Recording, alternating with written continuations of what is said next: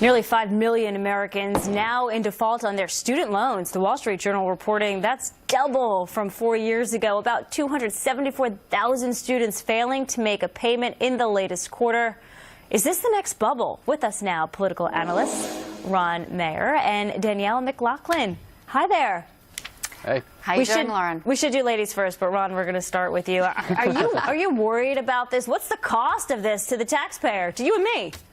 Well, so you're talking 5 million people are in default right now. That adds up to $84 billion in loans. And so President Obama nationalized student loan debt. So if they don't pay, who does pay? You and I do. And here's the issue is if we do student loan forgiveness for them, then we really have to do student loan forgiveness for everybody who owes us loans. The federal student loan program is now up to $1.4 trillion with a T, almost as big as the tax cuts that went through just now. And so you're talking about massive student loan forgiveness. And if you do forgiveness, then really the next thing is free college. And so we're seeing what could start to be a very quick, slippery slope unless we see some significant student loan reform. And there are some good ideas out there, but the numbers are staggering and frightening. All right, Danielle, talking about maybe restructuring the student loan program and the way we do all of that, what do you see happening? Can that happen?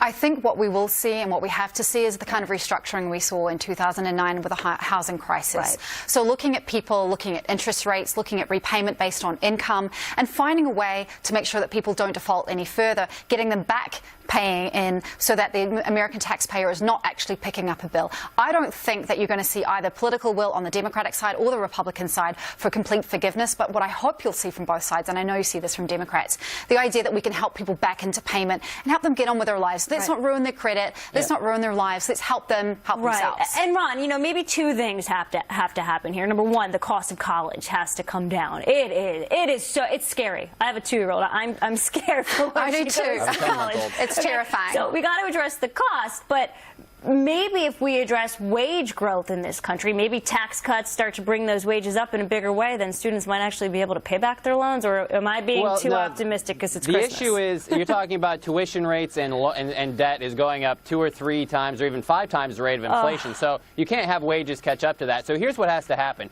You have to have college reform that curbs down the cost of college. About wages, it's really excessive wages from universities. That's one of the reasons that's driving this. And really what needs to happen is this, and Tom Garrett, who's a congressman from Virginia, has a great idea.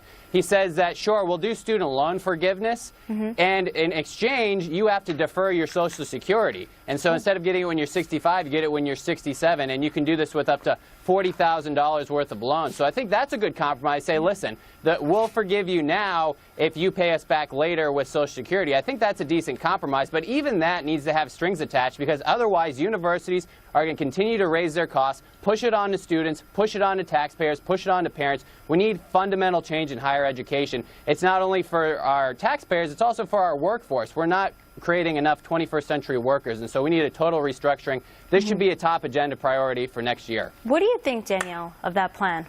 I think it's a good plan. I think we're seeing already that there's already garnishment. There is already, garnishment from the IRS and from Social Security payments. So we're already seeing that in play. Actually, there has been sort of an increase in even litigation going against people trying to sort of reclaim property and those sorts of things. Remember, student loans can't be, you can't get rid of your student loans in bankruptcy. So they're not going anywhere. You have a 2-year-old, I have a 2-year-old. It's about college affordability. It's about interest rates that are affordable to pay back. And it's about making sure that people are getting the higher education because it moves this country forward, but making sure that it doesn't sort of ruin them in the process. Right. And with the tax bill, Ron, that just passed, I mean, I think many student loan borrowers are breathing a sigh of relief. Would you agree?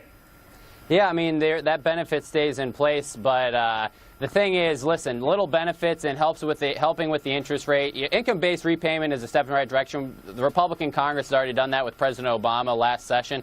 And so some of these things nip at the edges, but if you don't do the fundamental costs that are driving, if you don't get to the factors making the costs in the first place and making this massive slope, those things are just nipping at the edges. And so that's why we need fundamental reform. If you just give a little bit here and a little bit there, a little interest here, a little tax break here, that's not going to change universities and their structure. All right, Danielle, we got 15 or 16 years to start planning. I'm saving now. I'm saving now. Thank you, guys. We appreciate it today.